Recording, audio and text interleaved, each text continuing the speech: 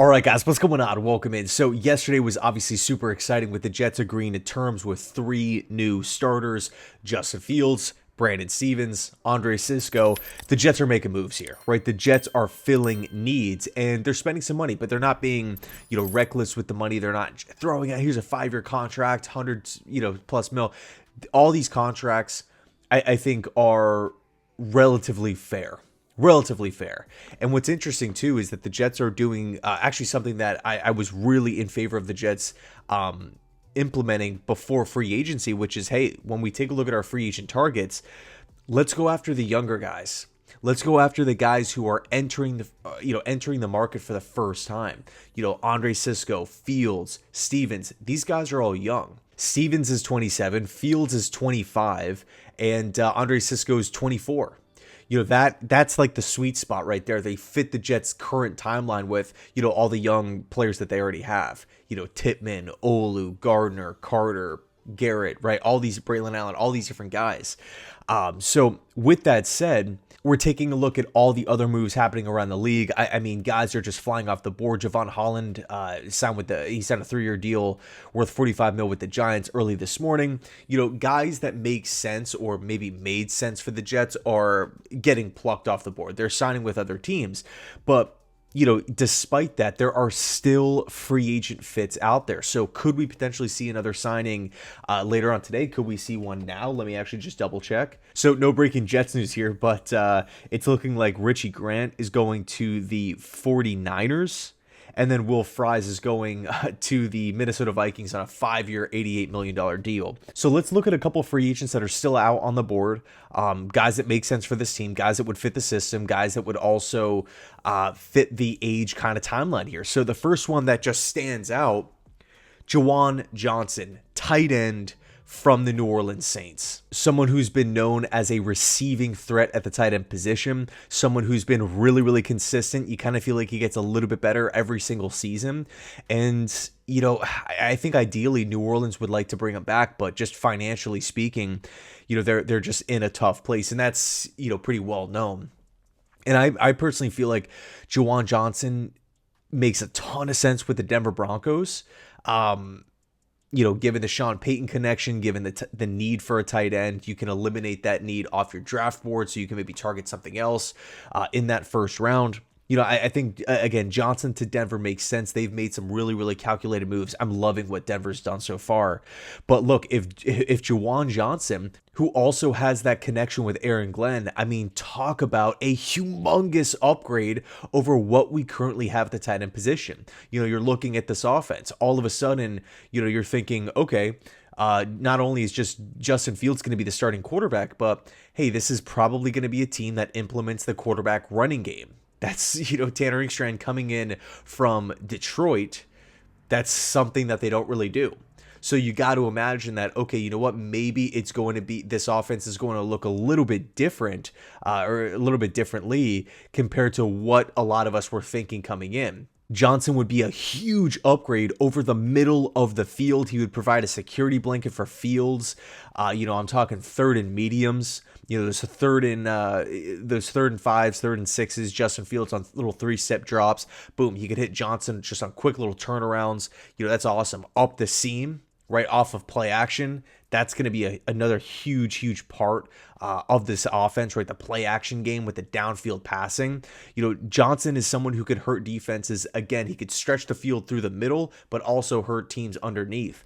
And you're looking at the Jets' current roster. Yes, of course, Garrett on the outside. Well, technically speaking, Lazard is still on the roster, but, he's out on the other side. At this point in time, if it's not Lazard, not really an option out there.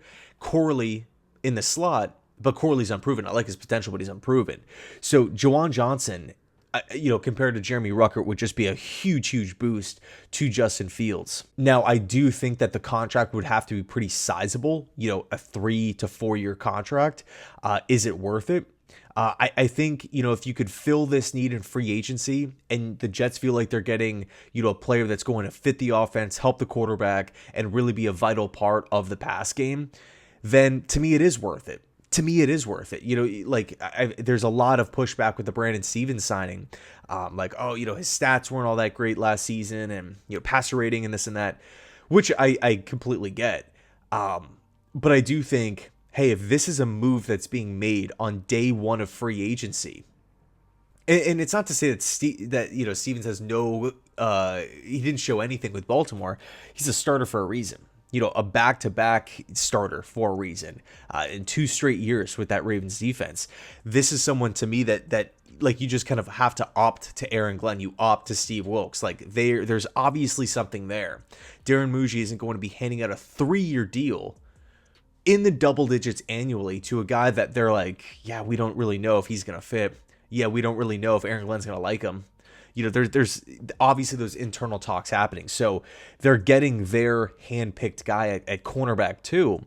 Could Juwan Johnson be that hand-picked player as a pass catcher on offense? If that's the case, I'm fine with the Jets spending the money. And it also eliminates a need on draft night, right? Because I think right now I'm leaning Tyler Warren with that, with that first round pick here, or offensive tackle if the Jets staff feels good about Membu playing right tackle as opposed to right guard. But yeah, that's a different video for a different day. Juwan Johnson, interesting option. Next up, D-tackle Levi Onwuzurike. D-tackle is such a huge need on this football team. Onwuzurike knows the Lions. He knows this defensive system. He obviously fits this defensive system. He's still young enough to get better. You kind of felt like he was starting to make strides, like in this past season, starting to finally turn that corner. Will he continue that development with an Aaron Glenn at the helm? You don't feel like he's going to be back with Detroit because they just paid Aleem McNeil. So I definitely could see a Levi to the Jets type of signing happening today or tomorrow at some point. He was also heavily linked by a lot of the Jets beat reporters to this Jets team. Like there was going to have interest there. So we'll see what happens with Levi, but getting another younger pass rushing upside D tackle could make some sense here for the Jets. Although the run stuffing D tackle is kind of, I would maybe say, the bigger need. And so, I know we were talking about guys in their 30s, but I think maybe a signing that the Jets could potentially scoop up if it's like a last minute type of thing. Maybe the Jets want to pay Juwan Johnson a decent sized deal. They bring in a right tackle. If they're like, you know what, we really need a D tackle that can stop the run, who's going to come in on a cheap 1-year contract. Dalvin Tomlinson, who was just released from Cleveland, potentially Larry Ogunjobi from Pittsburgh. Those guys could be maybe some stopgap options at D tackle. But yeah, I think defensive tackle as a whole, it's still got to be a focus and priority this offseason. Now, flipping back over to the tight end position, Evan Engram. Right, surprise release from the Jaguars. Granted, down year. He missed some time last season for that Doug Peterson offense.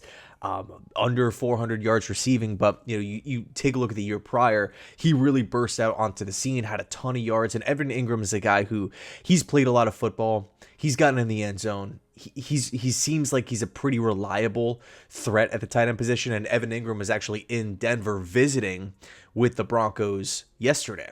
So if the Broncos maybe want to pivot and go with Engram, again, this surprise release, could Johnson wind up with the Jets?